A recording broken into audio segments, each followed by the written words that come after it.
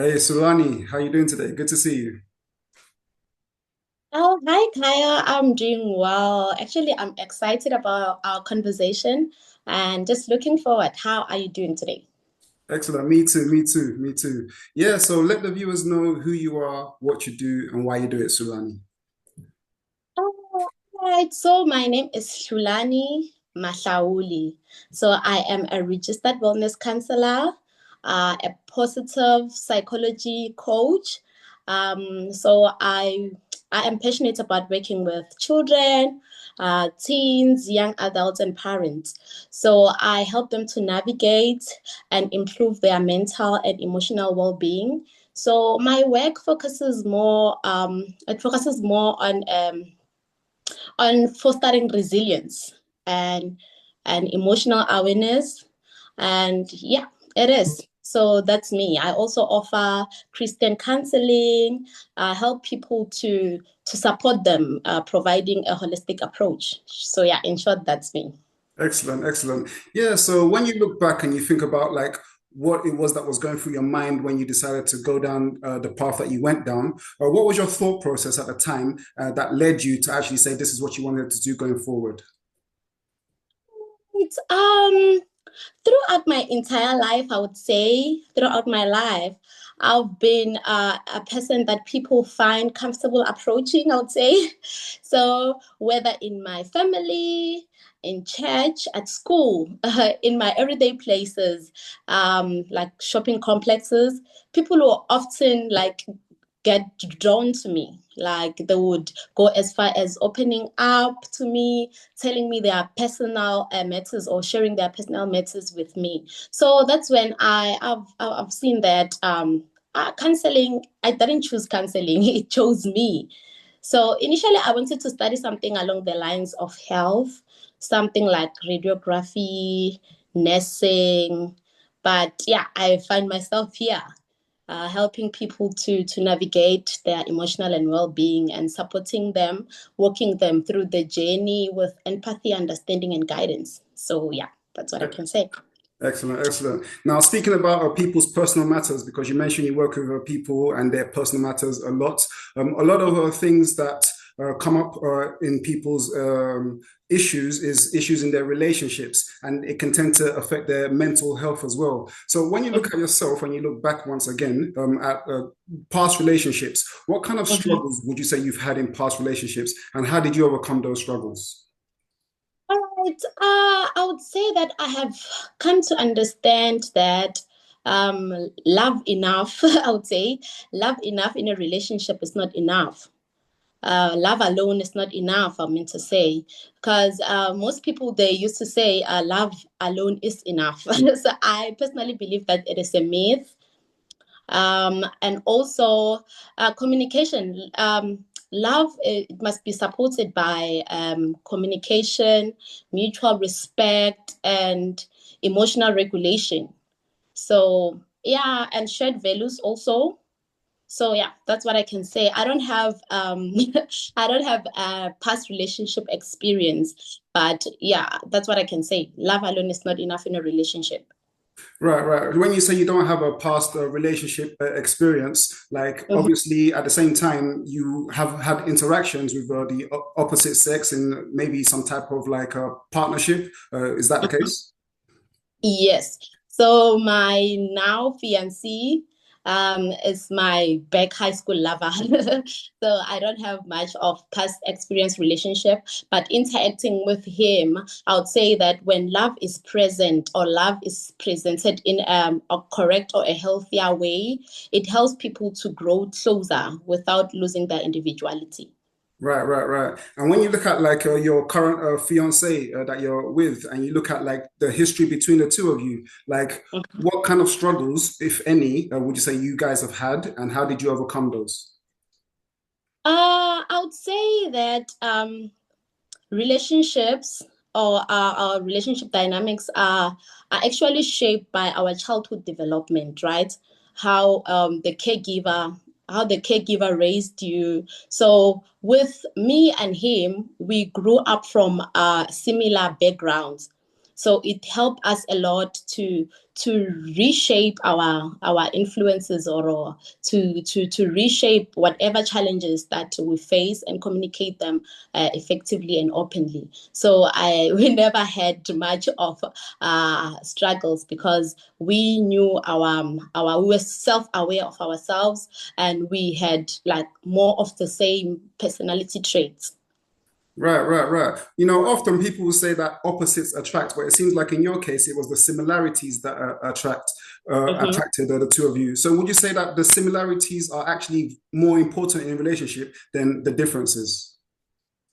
I would say that relationship is a living system. It evolves over time. So also it differs with people. Hence, I say that communication is crucial, and also emotional intelligence in a relationship. It is crucial. So it differs with people. So with some, yes, their individuality, if they clash, it may happen that they grow closely together. If their personality clashes, so it differ with people per se.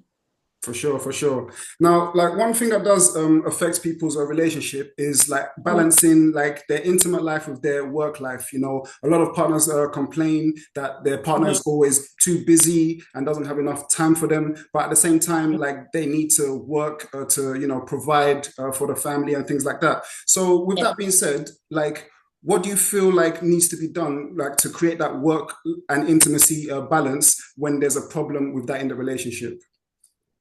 All right. So I personally believe that the type of attachment, parenting styles that caregivers uses raising their children matters a lot.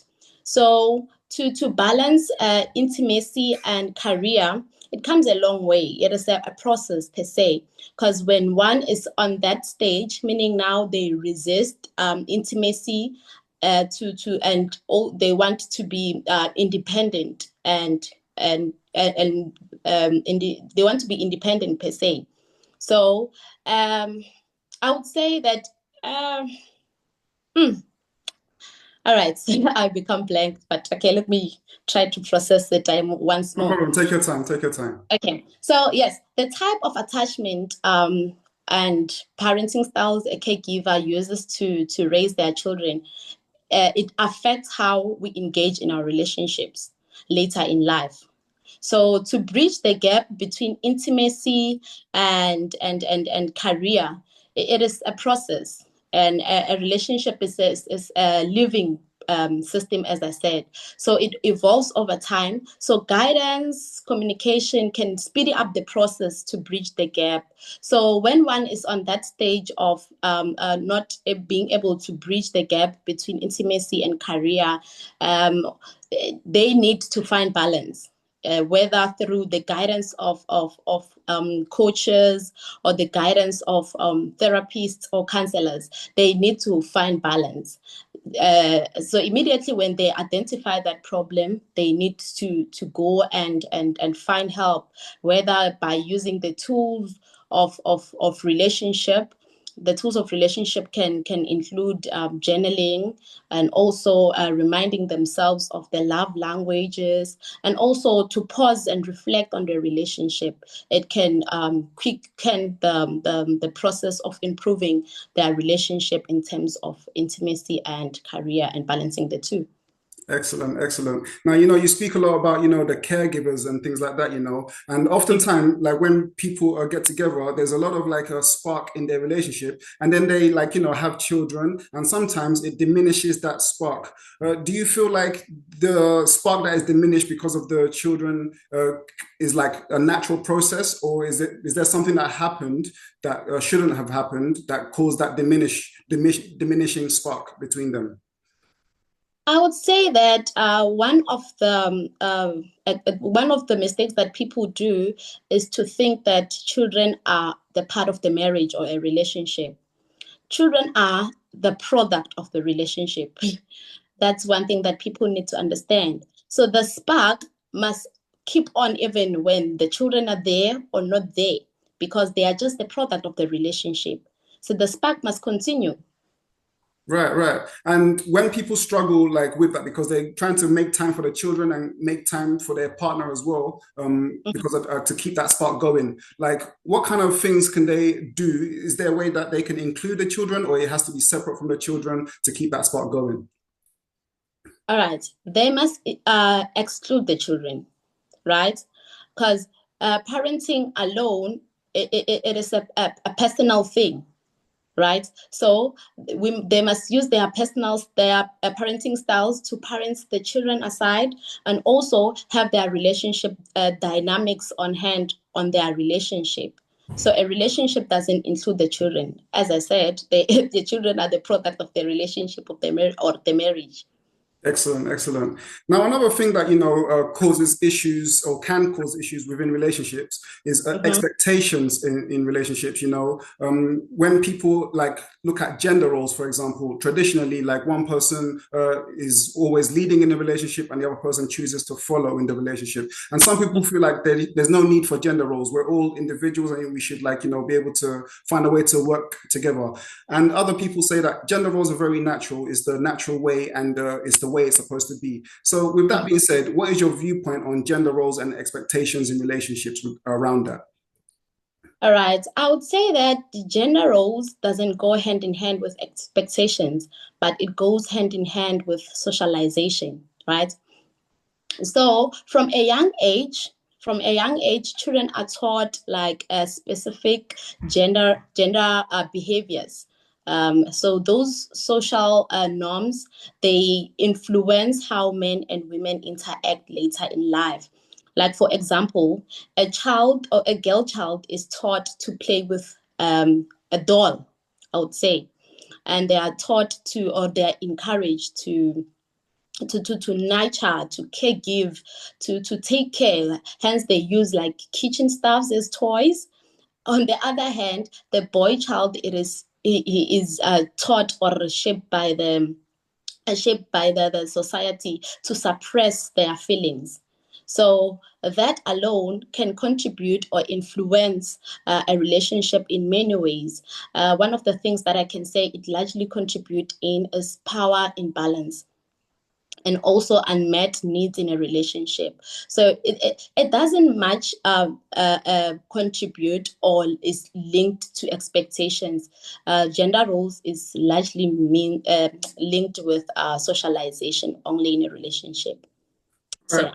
Excellent. So, if you'd like to speak a bit more about the expectations side of it, like what is your viewpoint on when people have certain expectations in the relationship? Do you feel like expectations are necessary, or do you feel like they actually disrupt the relationship when there's too many expectations? All right. Expectations are crucial in a relationship, I would say, but we must start by knowing the difference between self-awareness, self-worth, and also self-esteem. For example, if one has like a low self-esteem, they tend to tolerate things, mistreatment, I would say.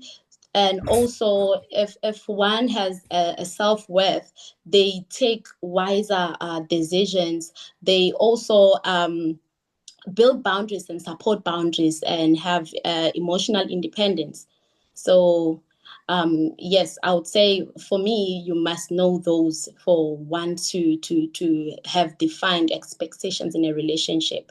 So to build boundaries in a relationship, you must know your worth in a relationship. You must have a solid or a high self-esteem before you start any relationship. So then you can have expectations then. So it Excellent. starts with you. Yes. Excellent, excellent.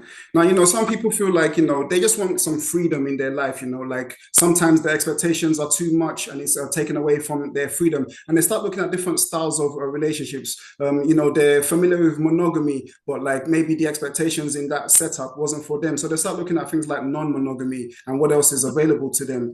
So with that being said, what is your viewpoint on monogamy versus non-monogamy in relationships? I would say they don't really count. Hence, I'm saying that everything it starts with you. You cannot pour in an empty cup, or you cannot pour using an empty cup. So everything starts with you. For you to define monogamy or non-monogamy, it starts with you knowing yourself, knowing your worth, knowing what your grounds, the grounds that you stand on. So everything starts with an individual, I would say. Right. Yeah, for sure, for sure. And for people that, they're maybe in a monogamous relationship, but they have Mhm. interest in non-monogamy, but they don't know how to communicate this to their partner. And they're afraid that if they communicate this, it's going to disrupt the relationship. Because like if their partner hears that they thinking about non-monogamy, they'll Mhm. start to feel like, oh, maybe there's something missing in our relationship. That's why you want this. So with that being said, how can that be communicated? And do you think that there's something missing in a relationship if they want to make it non-monogamous? Um, I would say that communication, they always say communication is a key, but honest and open communication is the key. So if they want to turn the relationship the way they feel it is comfortable for them, they must communicate it openly with their spouse or their partners, I would say. So they must communicate openly with with their partners to say, this is what I want to do, and hear the other party's side. Excellent, excellent. And in the case that the communication has happened, but the partner is like, no, I'm not interested in any kind of non-monogamy. We are a monogamous relationship. Do you feel like Mhm. the partner that brought it up should suppress that feeling in order to continue the relationship? Or do you feel like it's always going to be there and they need to move on because their partner doesn't want that? I feel like a relationship, hence I say that it is a two-way thing. In a relationship, all feelings must be satisfied in a way. They must to both parties in a relationship. They must feel safe. They must feel seen in a relationship. So I believe that. Um, yeah, I believe that if they communicate it openly and the other party is not interested, meaning they must respect their decisions and choice to say, okay, sharp up, yeah, we can live without or with this, because yeah. Excellent, excellent. Now, like, another thing that, comes up a lot in people's relationship that can also affect their mental health is when there's jealousy in a relationship. Now, there could be jealousy in a monogamous relationship and also in a non-monogamous relationship. For example, in a monogamous relationship, it could be like, oh, I noticed that you're spending more time with this person and it makes me feel a certain kind of way. And even in a non-monogamous relationship, it could be, oh, I noticed that you're spending more time with this partner than you are with me. And it also creates that jealousy. So with that being said, like, how can the person that's feeling these emotions of jealousy start to deal with these emotions of jealousy? And how can the person that's always been accused of these jealous acts let their partner know that there's nothing to be jealous about? All right. So, first of all, you cannot change what you are not aware of. So, for you to know that okay, the other party is feeling jealous of the relationship, meaning now you must start working on the things that they are jealous on. That's number one. See if you reflect back, if you trace back in a relationship, see if whatever they feel is valid or not. So yeah, it starts there. However, things like jealousy, it is a natural thing, right? We all have a jealousy in one way or another. However, it must be communicated openly, but